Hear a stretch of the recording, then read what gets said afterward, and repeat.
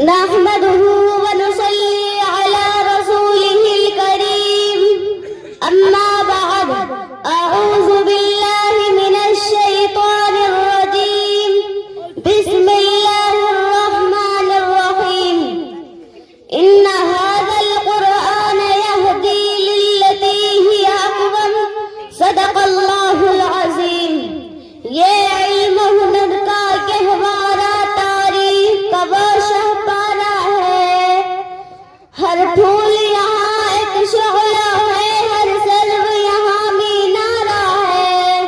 صالحہ کے یقین سے روشن ہے سعادت کا سچا صاف عمل آنکھوں نے کہاں دیکھا ہوگا اخلاص کا ایسا تاج محل صدر محترم اسلامی معاشرت میں دینی مدارس کی ضرورت و اہمیت کیا ہے کوئی بھی ہوش مند مسلمان اس سے ناواقف نہیں کہ ان مدارس دینیہ کے ذریعے نہ صرف اسلامی معاشرت اسلامی اخلاق و فضائل زندہ ہوتے ہیں بلکہ اسلامی علوم و فنون کی ترغیب جیسا مبارک عمل بھی اس معاشرہ میں جاری رہتا ہے میری یہ بات بھی روز روشن کی طرح واضح ہے کہ قرآن و حدیث کی تعلیمات کے بغیر نہ کسی اسلامی معاشرے کی بقا اور اس کے قیام کا تصور بھی نہیں کیا جا سکتا اسلامی تعلیمات ہی پر کسی اسلامی معاشرے کی بنیاد اور بیلداری کی جا سکتی ہے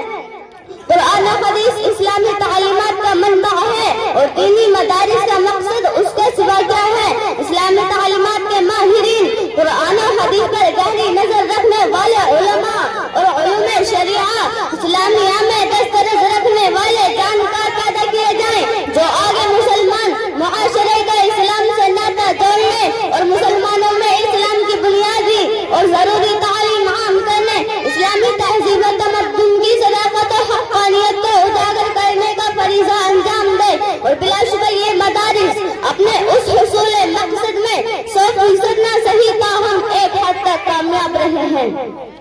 ان مدارس نے ہزاروں مفسر محدث معلم ہزاروں علماء صلحاء اکابر سلوک پیدا کیے ان کے دستے سے ایمان کو تازگی اذان کو پاکیزگی عقیدے کو پختگی کی دولت حاصل ہوتی ہے اسی لیے علامہ اقبال کہتے ہیں کہ ان مدارس کو ایسی حالت میں رہنے دو غریب مسلمانوں کے بچوں کو انہی مدارس میں پڑھنے دو اگر یہ ملا نہ رہے تو جانتے ہو کیا ہوگا پھر وہ ہوگا جو انگلش میں ہوا اگر ہندوستانی مسلمان ان مدارس سے محروم ہو گئے تو جس طرح انگلش میں 800 برس کی مسلمانی حکومت کے بعد سوائے کچھ کھنڈرات اور نشانوں کے سوا اسلامی طریقہ و تہذیب کا کوئی نقش نہیں ملتا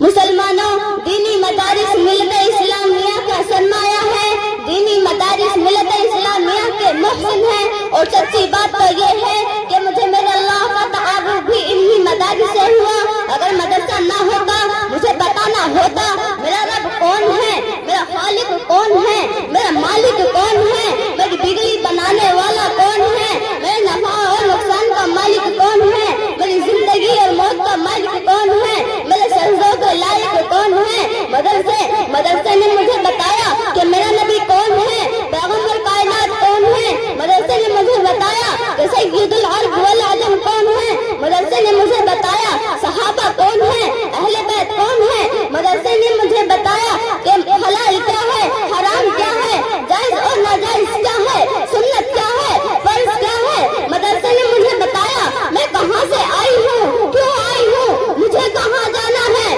میری زندگی کا مقصد کیا ہے مدرسے نے مجھے بتایا وما خلقت الجن والانس الا ليعبدون مدرسے نے مجھے بتایا کہ میں کس کی عبادت کروں مدرسے نے مجھے بتایا اسلامی تہذیب کیا ہے مدرسے نے مجھے بتایا میری ماں کا کیا مقام ہے میرے باپ کا کیا درجہ ہے اور میرے استاد کا کیا مقام ہے میرے مدرسے نے مجھے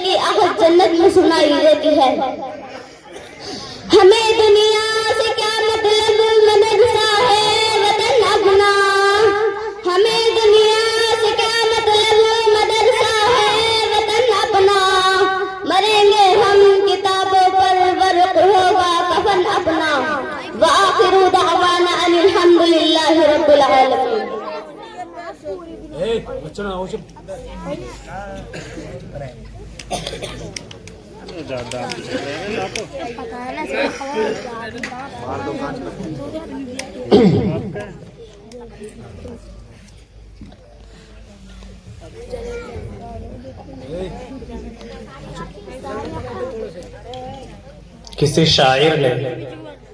مدارس کی اہمیت کو سامنے رکھتے ہوئے بہترین اشعار کہا ہے، شعر کہا ہے کہ انہیں حقیر سمجھ کر نہ گل کرو یارو، یہی چراغ جلیں گے تو روشنی ہوگی۔